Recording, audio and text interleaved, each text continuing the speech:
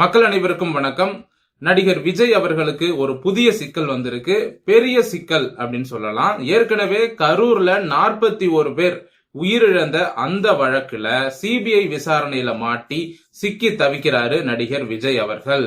Vijay BJP கிட்ட சமாதானம் பேசிட்டாரு, அதனாலதான் விசில் சின்னம் ஒதுக்கப்பட்டிருக்கிறது அப்படிங்கறத நாம சொல்லியிருக்கோம். அது உண்மைதான், அதுல மாற்று கருத்து இல்ல. ஆனா அதே நேரத்துல மீண்டும் விஜய்க்கு இன்னொரு பெரிய செக் வைக்கணும்.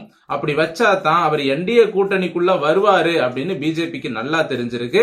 அதனால 10 வருடங்களுக்கு முன்பு விஜய் செய்த ஒரு தவறு, தெரிந்து செய்த தவறு, அந்த தவறு அது ஒரு பெரிய வழக்கு. அதை மறுபடியும் தூசி தட்டி எடுக்கிறது பாஜக.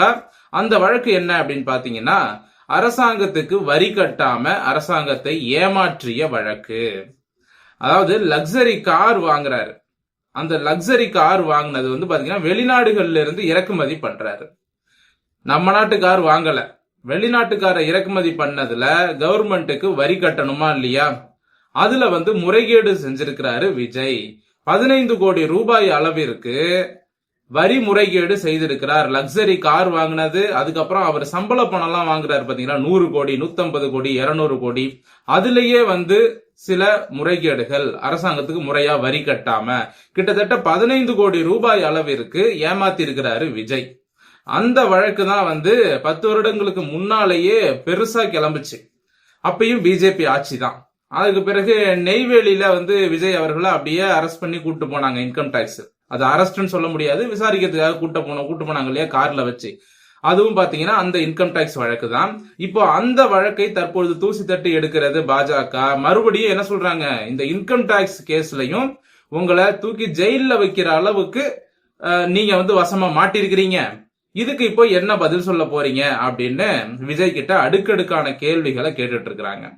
இப்போ இதனால விஜய் என்ன முடிவெடுக்கிறது அப்படின்னு தெரியாம குழம்பி போய் உட்கார்ந்து இருக்கிறாரு. என்னடா அது, நம்ம இப்பத்தானே சமாதானம் பேசணும், நம்ம தேர்தலுக்கு அப்புறம் நாங்க சேர்ந்துக்கிறோம், தேர்தலுக்கு முன்னாடியே நாங்க உங்களோட சேர்ந்துட்டா சிறுபான்மை ஓட்டு கிடைக்காது, பட்டியல் சமுதாய மக்களோட ஓட்டுகள் கிடைக்காது அப்படின்னு சொல்லி பிஜேபி எப்படியோ நம்ப வச்சமே. இப்ப மறுபடியும் பிஜேபி நமக்கு ஒரு செக் வைக்கிறாங்களே, ராசா நீ ஒன்னும் பண்ண வேணாம் ராசா, நாங்க என்ன சொல்றோமோ அதை மட்டும் செய்யி அப்படின்னு இப்ப மறுபடியும் ஒரு செக் வச்சிருக்கிறாங்க. அதாவதுங்க, நடிகர் விஜய் அவர்கள் 300 கோடி ரூபாய் சம்பளத்தை விட்டுட்டு வராரு அப்படின்லாம் ரசிகர்கள் சொன்னாங்க. அவருக்கு சம்பளம் 300 கோடி 250 கோடி அப்படின்லாம் பேசிட்டு இருக்காங்க. ஓகே, அவர் எவ்வளவு வேணாலும் சம்பளம் வாங்கட்டும், ஆனா கவர்மெண்ட்டுக்கு கட்ட வேண்டிய அந்த டாக்ஸ ஒழுங்கா கட்டணுமா இல்லையா? லக்ஸரி கார் வாங்குறீங்க, கோடி கணக்குல சம்பளம் வாங்குறீங்க. சோ ஒரு கவர்மெண்ட் எவ்வளவு டாக்ஸ் நிர்ணயம் பண்றாங்கிறது உங்களுக்கு தெரியாதா? இப்ப அஜித் குமார் எல்லாம் கரெக்டா வரி கட்டுறாரு, எங்கேயாவது வரி சிக்கல்ல அவர் மாற்றாரா? நிறைய நடிகர்கள் நடிகைகள் இப்ப விஜய் அளவுக்கு ஈக்குவலா சம்பளம் வாங்கக்கூடிய நிறைய நடிகர்கள் இந்தியாவுல இருக்காங்க. அப்போ அவங்கலாம் ஏன் இந்த இன்கம் டாக்ஸ் ப்ராப்ளத்துல சிக்கல? அவங்க சரியா வரி கட்டிடுறாங்க. ஆக மொத்தம் இந்த வரியே நீங்க ஒழுங்கா கட்டலையே, நீங்க எப்படி மக்களுக்கு நல்லது செய்வீங்க அப்படிங்கிற ஒரு கேள்விய நாளைக்கு மக்கள் உங்களை பார்த்து கேட்பாங்களா, கேட்க மாட்டாங்களா? எல்லாருமே சொல்றாங்க விஜய் 300 கோடி ரூபாய் சம்பளத்தை விட்டுட்டு வராரு, அவர் ஒரு படத்துக்கு 300 கோடி வாங்குறாரு. உண்மைதான், அவர் படத்துக்கு 300 கோடி வாங்குறாரு. எப்படி வாங்குறாரு அப்படின்னா, ஒயிட்டா ஒரு பாதி அமௌண்ட் வாங்குவாங்க, அப்புறம் பிளாக்ல தனியா வாங்குவாங்க. இது எல்லா நடிகர்களும் பண்றதுதான். சினிமா துறையில இது சாதாரணமான ஒரு விஷயம். சினிமா துறையில பாத்தீங்கன்னா வெளிப்படையா கவர்மெண்ட்டுக்கு தெரியறது ஒரு ரேட்டுங்க. கவர்மெண்ட்ல இந்த நடிகருக்கு இந்த ப்ரொடியூசர் இவ்வளவுதான் சம்பளம் கொடுக்கறாரு அப்படின்னு சொல்லி ஒரு கம்மியான அமௌண்ட்டை தான் கோட் பண்ணுவாங்க. சரிங்களா? இப்ப உதாரணமா 100 கோடி ரூபாய் ஒரு நடிகருக்கு சம்பளம் அப்படின்னா, அந்த ப்ரொடியூசர் ஒயிட்டா எவ்வளவு கொடுப்பாரு அப்படின்னா 50 கோடி ரூபாய் தான் ஒயிட்டா கொடுப்பாரு. ஆனா கவர்மெண்ட்ல கணக்கு என்ன காட்டுவாங்க அப்படின்னா, இந்த நடிகருக்கு 50 கோடி ரூபாய் சம்பளம் அப்படின்னு சொல்லி கவர்மெண்ட்ல கணக்கு காட்டி பேங்க் டிரான்ஸ்பர் 50 கோடி ரூபாய் போயிடும். ஆனா மீதி 50 கோடி ரூபாய் இருக்கு பாத்தீங்களா, அது பாத்தீங்கன்னா பிளாக்ல கொடுத்துருவாங்க. அப்ப கவர்மெண்ட்டை பொறுத்த வரைக்கும், ஓ இந்த நடிகர் 50 கோடி ரூபாய் தான் சம்பளம் வாங்குறாருன்னு கவர்மெண்ட் பாப்பாங்க. பேங்க்ல இவ்வளவு டிரான்ஸ்பர் ஆயிருக்கு, இதற்கான ரெசிப்ட் இருக்கு, ப்ரூஃப் இருக்கு அப்படின்னு. ஆனா இந்த 50 கோடி ரூபாய் பிளாக்ல கொடுக்குறாங்க பாத்தீங்களா, அது கவர்மெண்ட்டுக்கு தெரியாது இல்லையா? சோ அப்ப என்ன ஆகும்னா, 50 கோடி ரூபாய்க்கு தான் டாக்ஸ் கவர்மெண்ட் போடுவாங்க. அப்ப பிளாக்ல வாங்குற 50 கோடி இந்த நடிகருக்கு லாபம் தானே. இப்படித்தான் எல்லா நடிகர்களும் பண்றாங்க, அதை வந்து மாட்டிக்காம பண்றாங்க. விஜய் வந்து மாட்டிக்கிட்டாரு, அதுதான் விஷயம். நான் வந்து எல்லா நடிகர்களும் உத்தமர்கள் அப்படின்னு சொல்லல. பிளாக்ல எல்லா நடிகர்களும் வாங்குறாங்க, ஆனா இந்த ஒயிட்ல வாங்குறதுக்கு கரெக்டா எல்லாரும் பணம் கட்டிடுறாங்க இல்லையா, அதனால வந்து தப்பிச்சுக்கிறாங்க. ஆனா இப்ப விஜய் அவர்கள் பாத்தீங்கன்னா அவர் எதுல மாட்டினாரு இந்த டாக்ஸ் பிரச்சனையில அப்படின்னா, இந்த ஃபாரின்ல இருந்து லக்ஸரி கார் இறக்குனாரு பாத்தீங்களா, அதுலதான் விஜய் அவர்கள் மாட்டிக்கிட்டாரு. அதுக்கு முன்னால வரைக்கும் இவர் நடிகரா இருந்து சம்பளம் வாங்கும் போதெல்லாம் பாதி ஒயிட் பாதி பிளாக்னு வாங்கினாரு, அப்பெல்லாம் தெரிஞ்சுக்கல. சோ வெளிநாட்டு சொகுசுக்கார இறக்குமதி செய்யும் பொழுது விஜய் மாட்டிக்கொண்டார். இப்படித்தான் வந்து கேரளாவுல துல்கர் சல்மானும் வந்து மாட்டிக்கிட்டாரு. முறைகேடா கார்களை வந்து இறக்குமதி பண்ணது, நேபாளத்தை சேர்ந்த ஒரு நபர்கிட்ட இருந்து முறைகேடா இறக்குமதி பண்ணி துல்கர் சல்மானோட கார்கள்லாம் பறிமுதல் செய்யப்பட்டது. இந்த மாதிரி இந்தியா முழுவதும் இந்த லக்ஸரி கார்ஸ் வந்து வெளிநாடுகள்ல இருந்து கவர்மெண்ட்டுக்கு தெரியாம இங்க இறக்குமதி செய்யக்கூடிய வேலையை நிறைய பேர் செஞ்சுட்டு இருக்காங்க. ஆனா விஜய் அவர்கள் கவர்மெண்ட்டுக்கு தெரிஞ்சுதான் இறக்குமதி பண்ணதா சொல்றாங்க. அதுலயுமே வந்து சில பொய் கணக்கெல்லாம் காமிச்சு வரிய வந்து குறைச்சிருக்கிறாரு விஜய். சோ கவர்மெண்ட் கிட்ட வந்து பொய் கணக்கு காட்டுறதே வந்து பெரிய தப்பு. அதுவும் 15 கோடி ரூபாய் வரைக்கும் ஏமாத்தி இருக்கிறாரு விஜய்.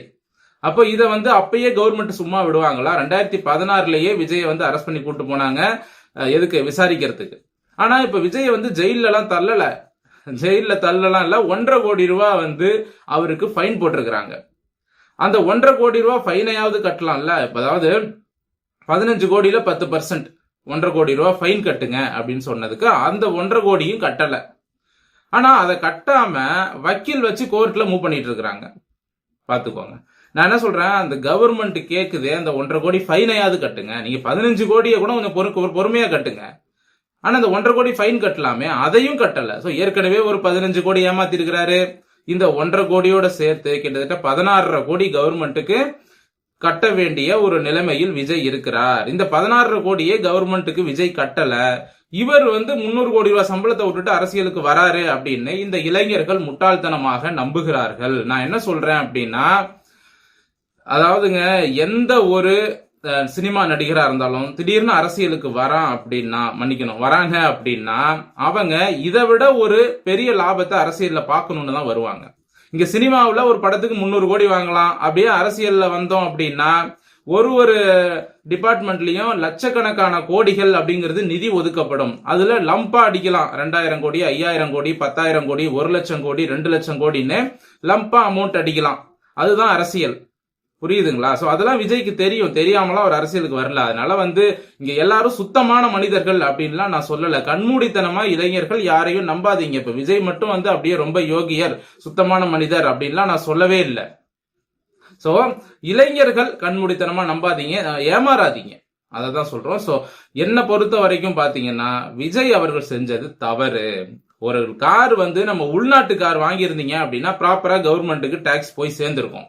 நீங்க வெளிநாட்டுக்கார இறக்குமதி பண்ணிருக்கீங்க, அதற்கான வரி வந்து பாத்தீங்கன்னா அதையும் நீங்க ஒழுங்கா கட்டல.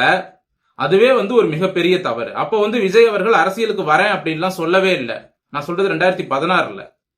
சோ ஒரு 1.5 கோடி ரூபாய், ஒரு 15 கோடி ரூபாய் வரைக்கும் கட்டுறதுக்கே நீங்க யோசிக்கிறீங்களே, 300 கோடி ரூபாய் சம்பளம் வாங்குறீங்களே, ஒரு 15 கோடி ரூபாய் கட்ட முடியாது உங்களால?